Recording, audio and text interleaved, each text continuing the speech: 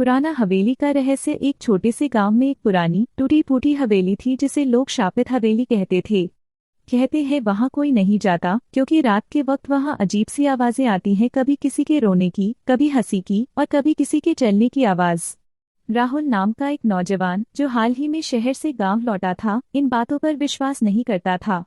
उसने सोचा, अगर मैं उस हवेली में एक रात गुजार दूं तो सबको साबित कर दूंगा कि यह सब बकवास है। रात को 12 बजे वह एक टॉर्च और कैमरा लेकर हवेली में घुसा। सब कुछ शांत था, बहुत ज्यादा शांत। लेकिन जैसे ही घड़ी ने 1 बजाया, हवेली का दरवाजा खुद ब खुद बंद हो गया। राहुल चौंक गया।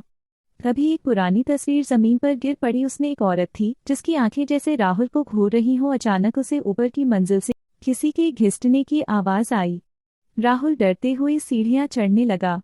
जैसे ही उसने दरवाजा खोला, एक ठंडी हवा का झोंका आया और सामने वही औरत खड़ी थी, सफेद साड़ी में, बिखरे बाल और आंखों से खून बह रहा था। राहुल चीख पड़ा, लेकिन उसकी आवाज बाहर नहीं जा पाई। अगली सुबह लोग हवेली के पास गए, पर अंदर राहुल का कोई नामो निशान नहीं था। बस उसका कैमरा पड़ा था जिसमें आखिरी रिकॉर्डिंग में एक फुसफुसाहट सुनाई देती है, अब वो भी हमारे साथ है। राहुल के गायब होने के बाद पूरे गांव में खलबली मच गई। उसकी माँ हर मंदिर में जाकर पूजा करवाने लगी। गांव के बुजुर्ग कहते रहे, हमने तो पहले ही मना किया था, वो हवेली किसी को जिंदा नहीं छोड़ती। परंतु राहुल की छोटी बहन नेहा ने हार नहीं मानी। वो अपने भाई को बचाना चाहती थी। उसने राहुल का कैमरा उठाया और उसकी आखिरी रिकॉर्डिंग को ध्यान से देखा। उसमें एक मध्यम सी परछाई थी जो बार बार एक कमरे की ओर इशारा कर रही थी, हवेली की सबसे ऊपरी मंजिल पर बने एक बंद कमरे की। नेहा ने तय कर लिया वो उस रात उसी कमरे में जाएगी।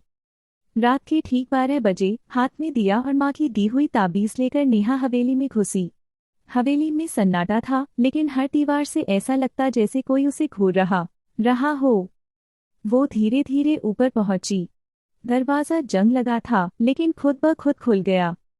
कमरे के अंदर खूब अंधेरा था। नेहा ने जैसे ही दिया जलाया, उसे एक आईना दिखा। लेकिन आईने में उसका अक्स नहीं था, बल्कि राहुल खड़ा था, चुपचाप, आंखों में डर, होठों पर खामोशी। राहुल, नेहा चीखी।